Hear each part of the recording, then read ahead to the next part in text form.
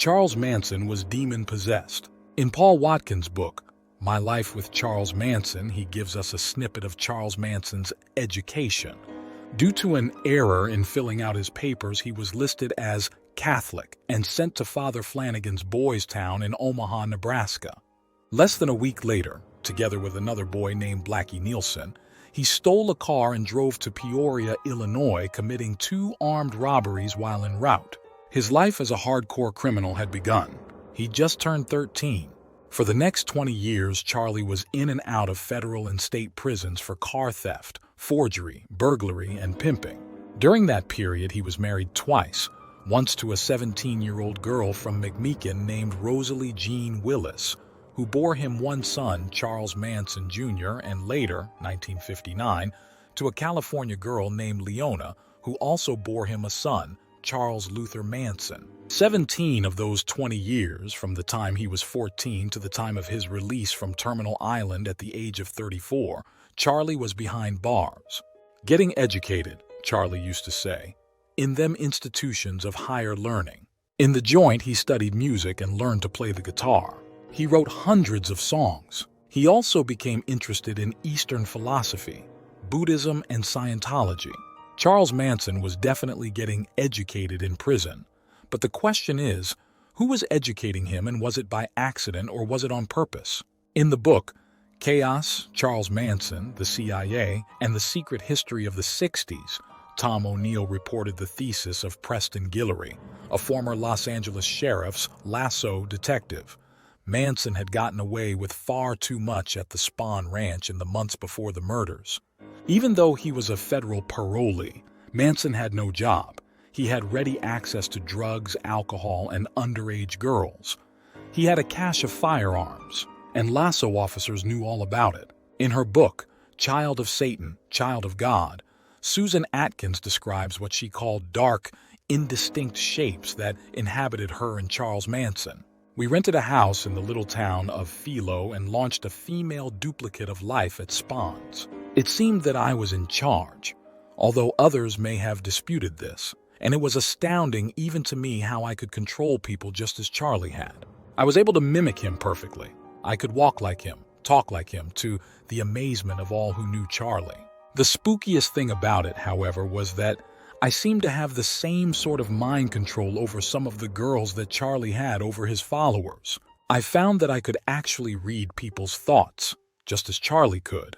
I knew what the other girls were thinking and was able to manipulate and control them. I seemed to draw from them the same sort of loyalty that Charlie, as mean as he sometimes was, drew from us. Even some of Charlie's musical talent rubbed off on me. Just as he frequently did, I found myself composing and singing songs that were uncannily applicable to whatever situation we were in. The words and music just flowed into my mind. We were using drugs just as much as we had been at Spahn's, perhaps even more so, and my similarities to Charlie were powerfully revealed to me during one acid trip. It was late at night.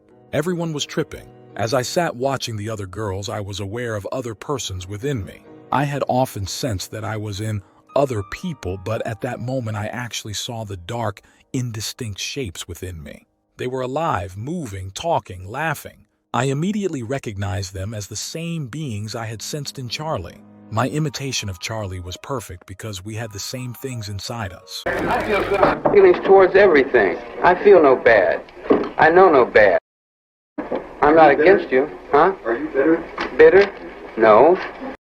I'm not against you, huh? Are you bitter? Bitter? No. Feelings towards everything. I feel no bad. I know no bad. I'm not against you, huh? Are you bitter? Bitter? No. I feel good feelings towards everything. I feel no bad. I know no bad. I'm not against you, huh? Are you bitter? Bitter? No. Feelings towards everything. I feel no bad. I know no. Where did Charles Manson originally receive these dark, indistinct persons within him? Paul Watkins gives us some insight in his book, My Life with Charles Manson. Scientology was just becoming popular when Charles Manson went to prison for the 10th time at the age of 26. While in confinement at McNeil Island, Washington, he began studying Scientology under the guidance of a convict named Lanier Rayner, who had been a student of L. Ron Hubbard, the discipline's founder. Charlie would later claim that within a matter of months he had achieved Scientology's highest level, Theta Clear. From these studies he extracted certain phrases such as cease to exist and come to now.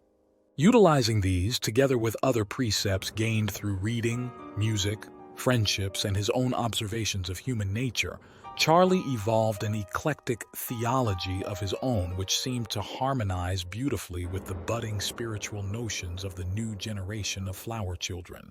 At the time, Charlie left prison on March 21, 1967, and went to San Francisco. Flower power at Haight-Ashbury was in full bloom. For a seasoned ex-con and one-time pimp who had associated with some of the toughest criminals in the country, the dewy-eyed kid standing on street corners in San Francisco must have appeared like something out of a dream. Charlie had spent 7 consecutive years behind bars before that summer. It was like returning from a time warp. Charlie had never known love. He had never really had a family. On the surface, the family routine was simple and fairly consistent. Most of us, unless we had wrangler duty, generally got up at our leisure and, if we wanted to, made our own breakfast. While the girls cleaned up the place, took care of George and Dodie, made garbage runs, or helped Pearl, the guys worked on the ranch, played music, or hung around with Charlie, who was usually scamming in town or tuning the scene at the ranch. At noon, the girls would prepare lunch for those who wanted it. The evening ritual was always the same. We'd eat dinner, listen to Charlie rap for an hour or two, play music together, then make love, either in small groups or as a family. Once or twice a week, we'd set aside an evening to take acid. Use of drugs in the family was never indiscriminate or casual. Rarely did we smoke grass during the day, and Charlie forbade anyone taking acid on his own. Drugs were used for a specific purpose, to bring us into a higher state of consciousness as a family, to unify us. Where did Charles Manson learn how to control people with the use of mind-altering drugs? A major clue are his own words, getting educated in them institutes of higher education. Charles Manson was talking about prison, and not just any prisons, but federal prisons all across the United States. All of Manson's prison time was at the federal level. The prosecutor, Vincent Bugliosi, found this startling. Probably 99 out of 100 criminals never see the inside of a federal court, he noted. Tom O'Neill uncovered an interesting figure in Charles Manson's journey from prison to cult leader. Roger Smith was Charles Manson's parole officer. Smith was regarded as an expert on gangs, collective behavior, violence, and drugs. As part of his criminology research, Smith had been tapped to lead a study on amphetamines and their role in the violent behavior of Haight-Ashbury hippies. Smith ran the Amphetamine Research Project, ARP, out of the Haight-Ashbury Free Medical Clinic, HAFMC, which had just opened the previous summer. Soon he was spending so much time there that he made a proposition to his only parole client. Instead of meeting with Manson in downtown San Francisco, where Smith had an office, why not just meet at the clinic? It was more convenient for both of them. And anyway, by that time, Manson and his girls had started to contract sexually transmitted diseases. The clinic could treat those for free. Manson, his one and only parole supervisee, would go on to control the collective behavior of a gang through violence and drugs. During Manson's first 14 months of freedom in San Francisco, months during which he attracted the followers that became the family, he was given virtual immunity from parole revocation by Roger Smith. Under Smith's supervision, Manson was repeatedly arrested and even convicted without ever being sent back to prison. It was up to Smith to revoke Manson's parole. It was ultimately his decision. But he never even reported any of his clients' violations to his supervisors. Tom O'Neill uncovered another researcher with ties to the Central Intelligence Agency, CIA, who also had an office at the Haight-Ashbury Free Medical Clinic. His name was Dr. Louis Jolyon West. His friends called him Jolly for his middle name, his impressive girth, and his oversized personality. Late in the fall of 1966, Jolly West arrived in San Francisco to study hippies and LSD. When he arrived in Haight-Ashbury then, West was the only scientist in the world who'd predicted the emergence of potentially violent LSD cults. How had he learned so much about acid? You'd never know from his published writing that he'd conducted innumerable experiments with it. The psychophysiological studies of hypnosis and suggestibility, West claimed to have achieved the impossible. He knew how to replace true memories with false ones in human beings without their knowledge. West had hypnotized mental patients and normal subjects and exposed them to a host of drugs, including chlorpromazine, reserpine, amphetamines, and LSD. Alan Shefflin, a forensic psychologist and law professor who'd written a book on MK Ultra, laid out a circumstantial case linking West to Manson. Was it possible that the Manson murders were an MK Ultra experiment gone wrong? No, he said, an MK Ultra experiment gone right. 2 years before the Manson murders, several papers in the Journal of Psychedelic Drugs and other periodicals looked at the increase of psychotic violence in the Haight and its link to amphetamines, LSD, and population density. Did Manson's enormous success in creating the family owe some debt to the CIA's mind control techniques?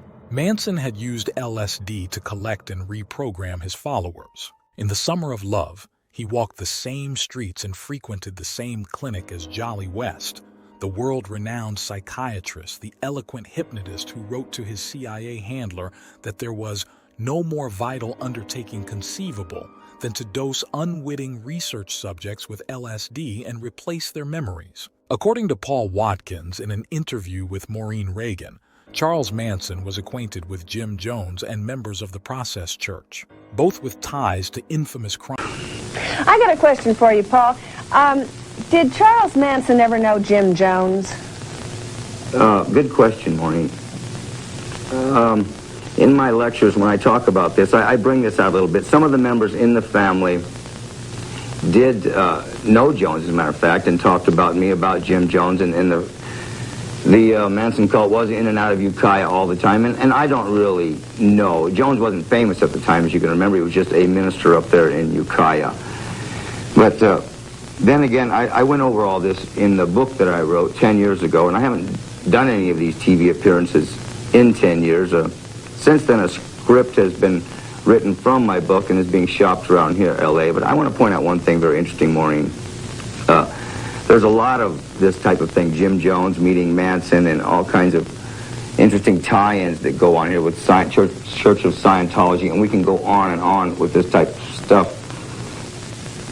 I'm Maureen Reagan, filling in for Larry King. We have a caller from Olivet, Michigan, where our guest is Paul Watkins. Hello, caller.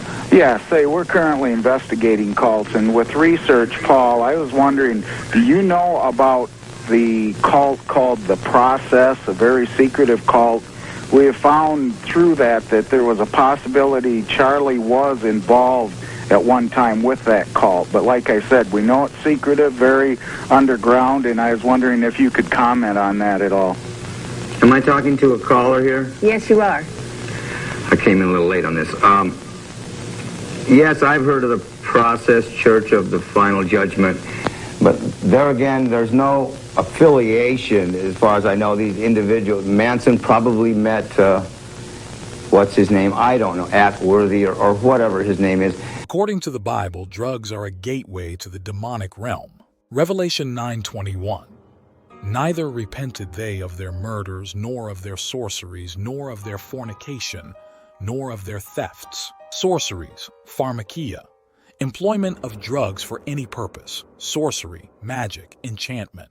It appears that the CIA was specifically interested in drugs that would induce people to commit violent crimes, amphetamines combined with LSD. It also brings up a lot of questions. Why have billions of doses of Adderall, Dexedrine, and Ritalin been prescribed to millions of school children in the last 30 years? Why have school shootings increased exponentially in the last 30 years? Why do any parents send their children to public schools anymore? If you find these videos educational, please like and subscribe. God bless you. Thanks.